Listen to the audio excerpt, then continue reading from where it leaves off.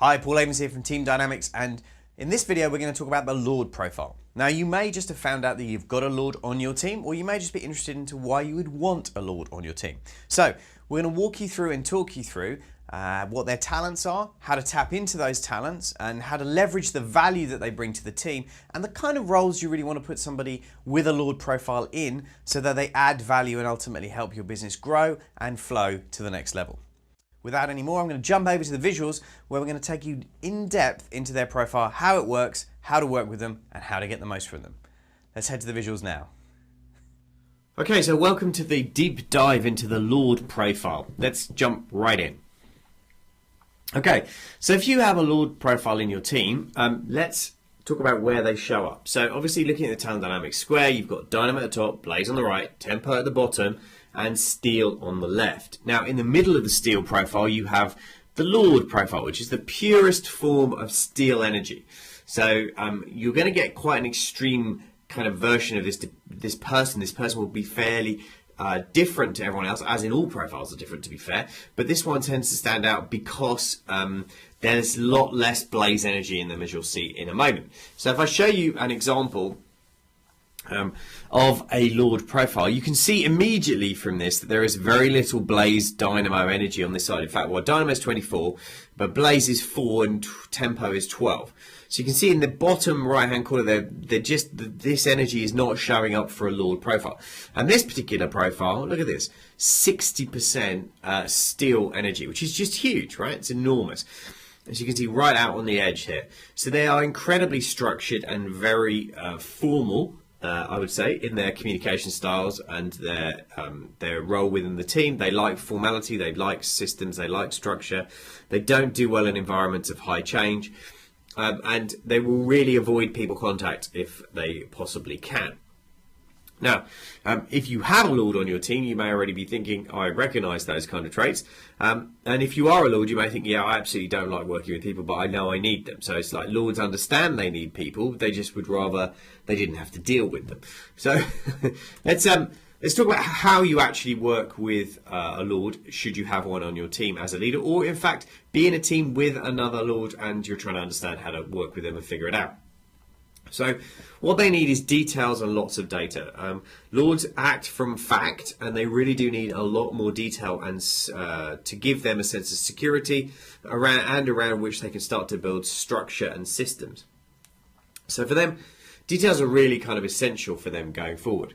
So if you're managing them and you've got to present information to them in order to get them to be bought into something, they really do need that structured presentation. So it's better to give them a structured presentation and things like spreadsheets, so that they get all their detail and evidence that they can take away after you've briefed them to go around and really kind of dive into and make themselves feel comfortable that they really understand everything. Make sure you're factual, get to the point quickly, and avoid chit-chat. They really don't like to waste time. And will get very frustrated with you if you are briefing them and you are wasting their time with lots of catch-ups about, how their weekend was or all those kind of things. So make sure you stay really kind of focused and evidence-based. Next up, the question that they tend to ask is very much how much, how many, how will we pay for that? And because they really need that evidence, they come off as negative in a team. They're seen quite a lot by leaders who are high Dynamo profiles to be blockers to ideas. They're really not. It's just that normally they need to come in towards the end of a discussion about a new project or idea, not early in the discussions, because they will ask these detailed questions which the team may well not have had time to formulate. However, the team that needs these kind of questions because it makes sure that they don't waste money on the next frivolous idea from the creator. So their job is to actually stop the company from moving too fast and wasting too much money. But it also means that they're quite often underappreciated for the value that they bring. So if you're going to communicate with them, again, be direct, be to the point, focus on tasks and deadlines, use numbers in any kind of plans that you may be working on them with, and spreadsheets, etc., to back up evidence. Or reports, give them reports that they can go away and read in their own time. In terms of Their learning style is very much auditory. It's digital auditory. So they're very much in the space of they like to read things on their own, think about it themselves, some cases talk to themselves out loud, but really go through it on their own in their own head and figure it out. They do not like to sit in a room with other people to do that. They need peace and quiet and their own space for that. So that's why that's so important for them. Best kind of roles in a team. Really financial management, credit control, proofreading, really good at that.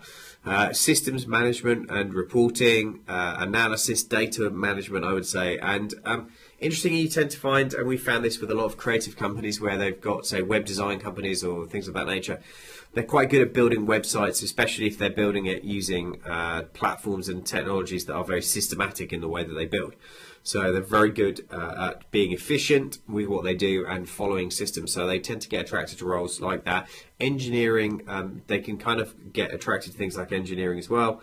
But we've just found website building tends to be something that they're also particularly good at. We have a Lord in our team who is a genius and brilliant at building all the website templates that we need built for different projects. So stress inducers for a Lord profile, anything to do with too much people management, as you can see with a blaze of 4%, people management is going to be a real stretch for them. Face-to-face selling is not something they particularly enjoy. Again, they would much rather be behind the scenes in the back office. The only time I've seen that work is if they're selling something that's highly technical and highly detailed. And they actually are better being sales support, providing all the analysis and details and things to a salesperson with a bit more dynamo energy in our experience. But they can do it.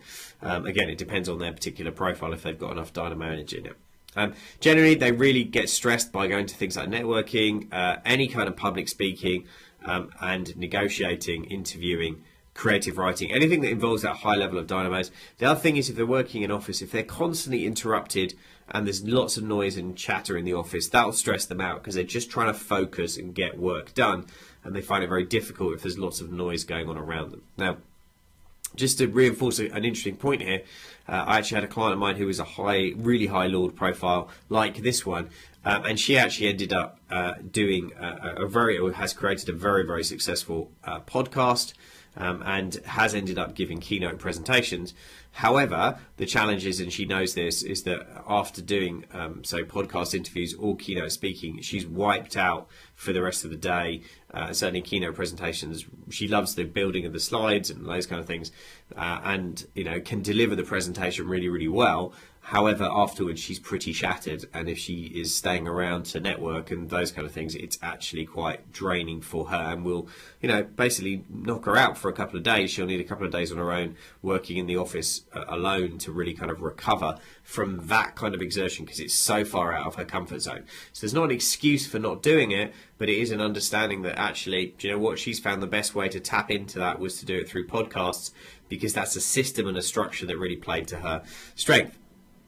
So again, if you look at the secondary profiles, and you can see why a podcast would appeal to somebody like that, because the dynamo up here means they're mechanics, so they can build a really great process. This is why they get attracted to things like website design as well, because they can really systemize and perfect and refine what they're doing. And their accumulator can go and do lots of research and analysis and details and data to put together things that really kind of work for them in terms of coming up with the right decisions, so they're able to act on that element of detail and numbers and evidence-based decision making, which is where they come from. So don't trust their gut at all. They're not intuitive. They go with evidence-based decision making, which is why in a team they do need other people around them to enable them to kind of work. So who do they need around them? Well, Lords, as we said, great at all the analysis, can be blunt.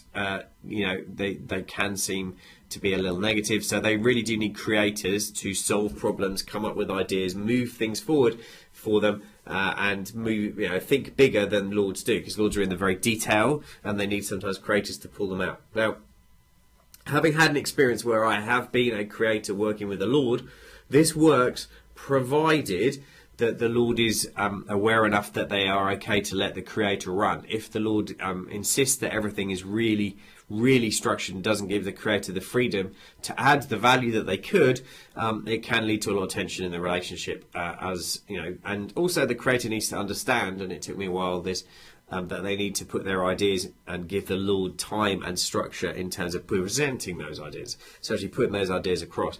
But if they work together, then it really can generate great results. And we grew that company by about 42% over a couple of years. And again, it was in is a web-based business with lots of detail, lots of analysis. So really played to the Lord there, the Lord's profile, and then the creator and me could go drive the sales and marketing side. So that adds value there. Now, creator's obviously great, bring that dynamo energy. You'll notice what's missing then is any kind of tempo energy or blaze energy. So the third one that's needed around the Lord is a deal maker, really to go out and connect the systems and processes with the people. This is what the deal makers do really well at this particular point. They bring the people element and the timing element in, and they focus on service.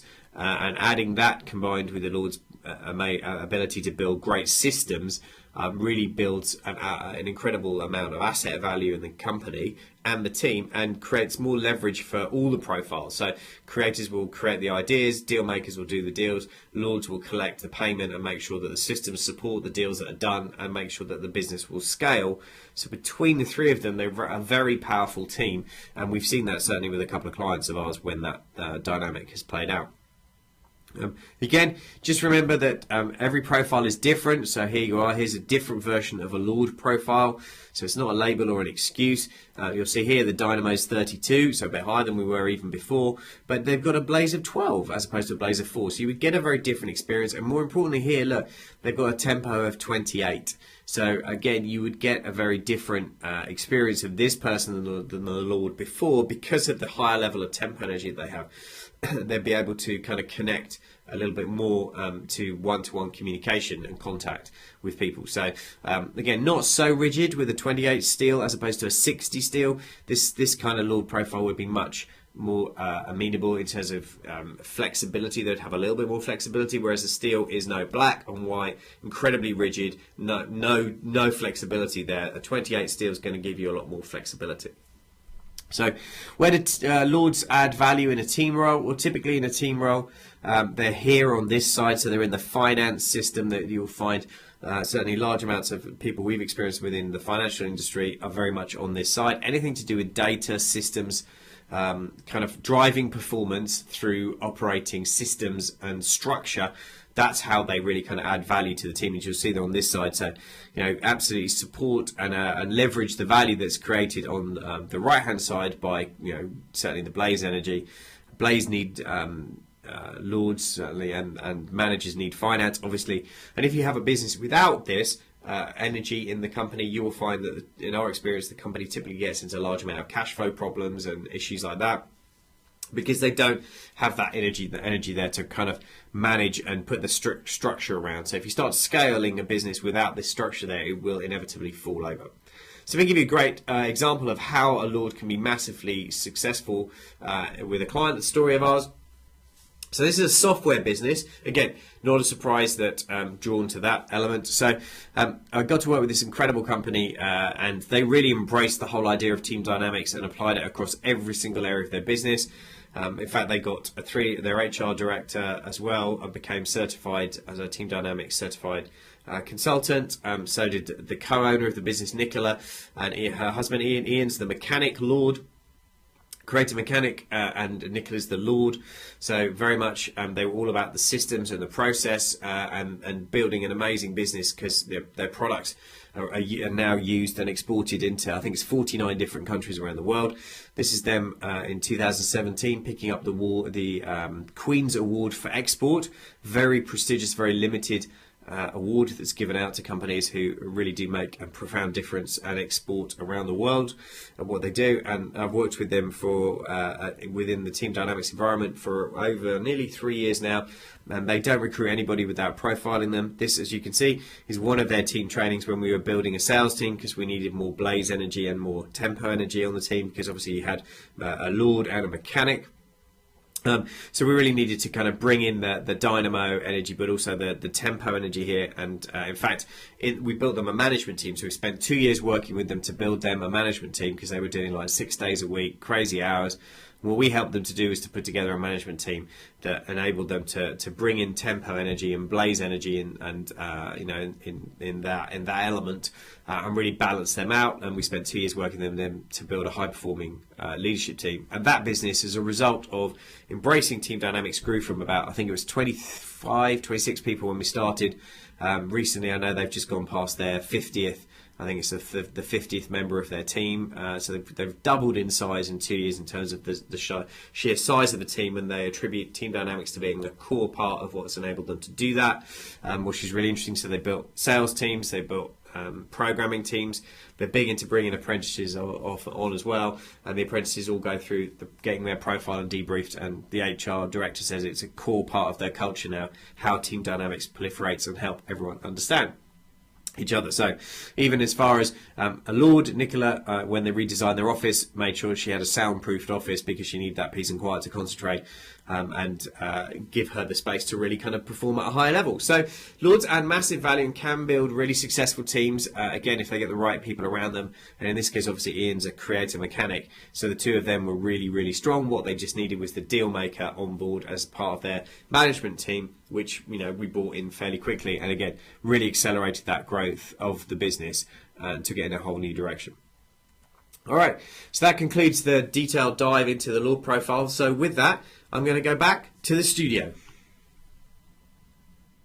All right, so welcome back. You've just finished the deep dive with me into the Lord profile, and hopefully that's given you some real powerful insights, maybe some ideas, and maybe some inspiration about how you might change the Lords that you're currently working with in your business, or actually made you realize that perhaps you do need that steel energy to help structure and systemize your business and give you more of the numbers and the data and really kind of help you act on fact, which is what brilliant Lords are all about. So on this page, I wanted to say thank you very much for watching that. I hope you got a ton of value from it.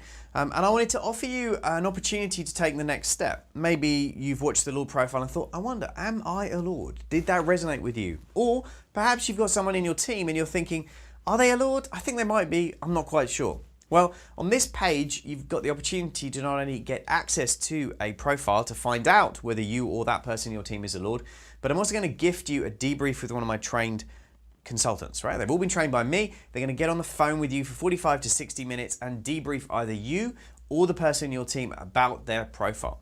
This is really powerful, right? Because we always say the profile is about 10% of the value. The debrief is where the real conversations and transformation happens. It's in that transaction where it really happens. So just wanted to help you continue your journey of learning and growing and developing and really tapping into your talents and finding your flow. So on this page, you'll see there's a great big button. Click it for the special offer. You're going to go ahead and get one of those free debriefs and find out whether you are a Lord or whether perhaps you have a Lord hiding on your team. Anyway, take advantage of the offer. It's on this page now. Click the button below. I'll see you soon. Bye for now.